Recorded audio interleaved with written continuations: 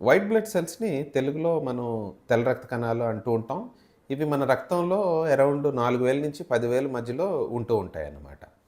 ఎప్పుడైతే ఇవి 10,000 కంటే పైకి వస్తాయో దాన్ని ల్యూకోసైటోసిస్ అంటాం. దాన్నే వైట్ బ్లడ్ సెల్స్ పెరిగిపోవడం అని అంటాం తెలుగులో. సో, ఈ వైట్ బ్లడ్ సెల్స్ చాలా రకాల కారణాల్లో రియాక్టివ్ కాజెస్ అంటే ఇన్ఫెక్షన్స్, ఇన్‌ఫ్లమేషన్స్, అలెర్జీస్‌లో కొద్ది తక్కువ స్థాయిలో పెరుగుతుంటాయి. 12,000, 13,000, 14,000, 15,000 వరకు అవుతూ ఉంటాయన్నమాట. సో, ఇంతవరకైతే కొంత ప్రమాదం తక్కువ స్థాయిలో ఉంటుంది.